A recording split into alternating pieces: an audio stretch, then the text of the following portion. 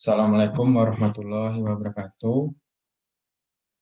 Perkenalkan, nama saya Yuriza Priasto dengan NIM 2017-365. Di video kali ini saya akan mereview buku terkait manajemen law firm dengan judul Manajemen Kantor Advokat di Indonesia, Law Firm Management in Indonesia. Editor sekaligus penulis itu yakni Wahyudi Bahar, Muhammad Faiz Aziz, dan Andos Lumba Tobing. Langsung saja, jadi di dalam buku ini itu mencoba menjawab rasa ingin tahu para advokat tentang hal-hal apa saja yang perlu dipersiapkan dalam mengelola sebuah firma hukum. Buku bersampul putih hijau ini sebenarnya merupakan kumpulan makalah-makalah yang disajikan pada pendidikan hukum lanjutan advokat, yakni Continuing Legal Education, yang diselenggarakan Center for Finance, Investment and Security Law dengan Perhimpunan Advokat Indonesia, yakni Pradi di Jakarta 2 tahun silam. Ada 11 makalah yang disajikan dan dituangkan ke dalam buku ini. Meskipun berupa kompilasi makalah, salah satu kelebihannya adalah materi yang disajikan beragam dan penyajian kebanyakan adalah praktisi, alias advokat yang bekerja di kantor hukum ternama. Sehingga sayang kalau kompilasi ini tak dibaca secara lengkap. Mari kita mulai dari perencanaannya. Wahyuni Bahar, penulis sekaligus salah seorang editor buku ini, menguraikan pentingnya menyusun rencana strategis firma hukum. Ketika mendirikan firma hukum, yang terbesit di benak sebagian orang mungkin adalah keuntungan.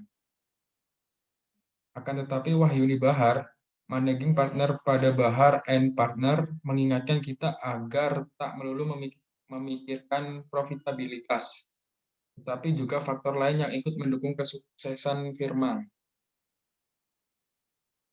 Ahmad Zain Umar Purba dari Ali, Budiarjo Nugroho, Rekso Diputro menyinggung pentingnya tata kelola sekutu.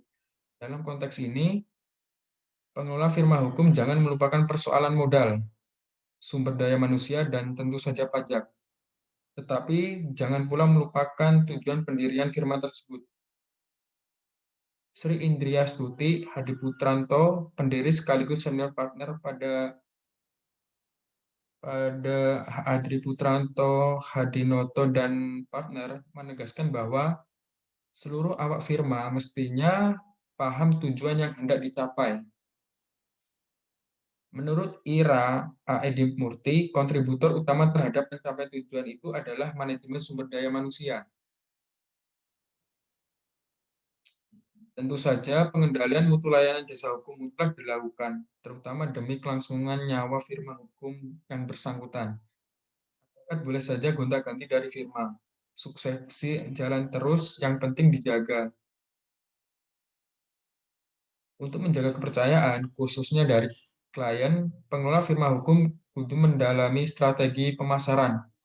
Mendapatkan klien baru tidaklah mudah dan mempertahankan klien yang ada lebih sulit. Begitu kata Felix Ontong Subagio, dikutip dari halaman 73. Lalu bagaimana agar perhubungan kedua belah pihak menjadi langgeng?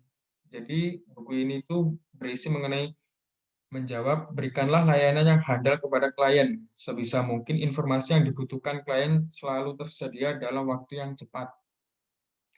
Jadi pengelola firma hukum harus tahu informasi apa saja yang dibutuhkan, tahu tujuan membangun sistem informasi itu, serta mengelola harapan atau managing expectation, baik hasil maupun kinerja sistem informasi.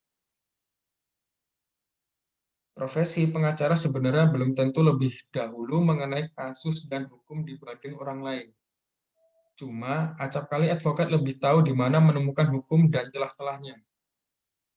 Siapapun dapat membaca dan memahami suatu peraturan, namun hanya advokat yang dapat menemukan hukum dari beragam peraturan, jurisprudensi maupun doktrin. Jadi buku ini layak dibaca terutama oleh mereka yang mengelola firma, hukum, atau berniat mendirikan kantor serupa. Penting dicatat, kehadiran buku ini patut disambut di tengah minimnya referensi tentang manajemen kantor advokat di Indonesia.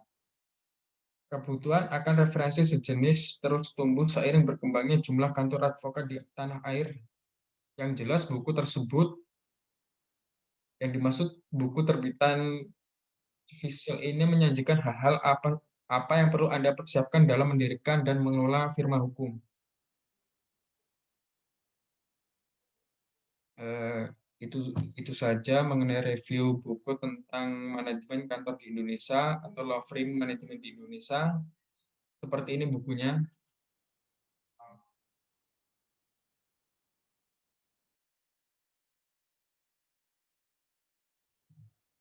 Apabila apabila ada kata-kata salah dalam penyampaian review saya, mohon dimaklumi. Sekian dari saya.